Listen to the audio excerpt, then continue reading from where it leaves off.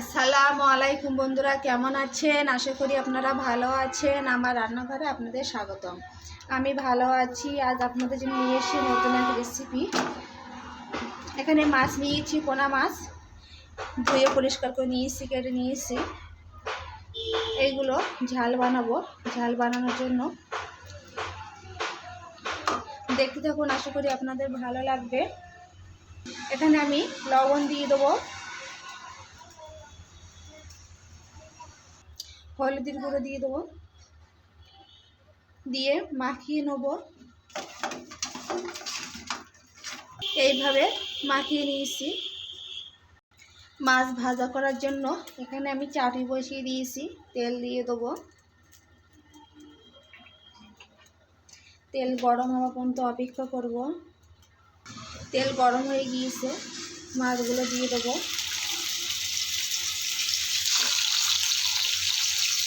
এই মাছগুলো দিয়েছি, এই মাছগুলো আছে, এইগুলো হয়ে গেলে এগুলো দিয়ে দেবো। এক পিঠ ভাজা হয়ে গিয়েছে, মাছগুলো আস্তে আস্তে উল্টে দেবো। মাছ ভাজা হয়ে গিয়েছে, নামিয়ে নেব।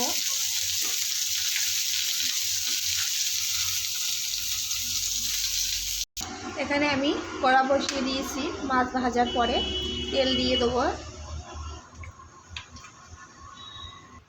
তেল গরম হয়ে গিয়েছে, কেটে রাখা পেঁয়াজ দিয়ে দেবো।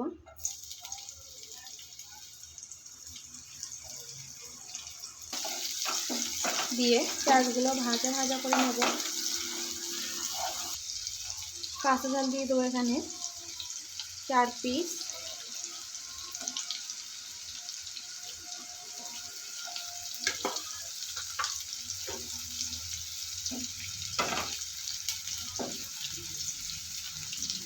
এখানে কষানোর জন্য একটু পানি দিয়ে দেবো, দিয়ে কষিয়ে নেব মশলাটা। এখানে আমি আদা বাটা দিয়ে দেবো, রসুন বাটা দিয়ে দেবো, দিয়ে কষিয়ে নেব ভালোভাবে। আদা রসুনের গন্ধ গ্যাস যেন না পায় সেইভাবে কষিয়ে নেব। লবণ দিয়ে দেবো 1/2 চামচের মতো, হলুদের গুঁড়ো দিয়ে দেবো 1/2 চামচ, ঝালের গুঁড়ো দিয়ে দেবো পরিমাণ মতো, দিয়ে ভালোভাবে কষিয়ে নেব। 1 মিনিট মতন চাপা দিয়ে রাখবো। 1 মিনিট চাপা দিয়ে রেখে দিয়েছিলাম। মশলা তেল ছেড়ে দিয়েছে, আমাদের বুঝে নিতে হবে যে মশলাটা ভালোভাবে কষানো হয়ে গিয়েছে।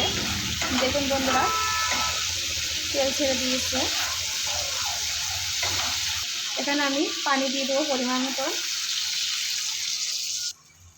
পাতলা পাতলা ঝোল বানিয়ে দেখাবো আপনাদের।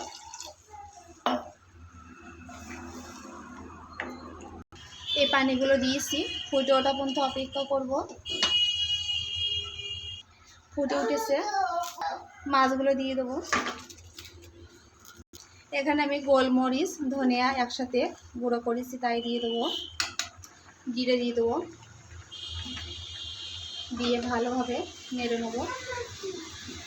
হয়ে গিয়েছে, সব শেষে আর একটু পাতা দিয়ে দেবো। হয়ে গিয়েছে মাছের ঝাল হয়ে গিয়েছে বন্ধুরা। লাভিয়ে নিয়েছি মাছের ঝাল, পাতলা পাতলা মাছের ঝাল বানিয়েছি। কেমন হয়েছে কমেন্ট বক্সে জানিয়ে দেবেন। ভালো লাগলে লাইক কমেন্ট শেয়ার করতে ভুলবেন না, সাবস্ক্রাইবটা করে দেবেন।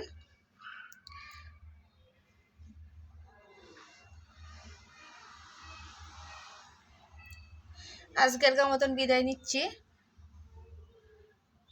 আল্লাহ হাফেজ।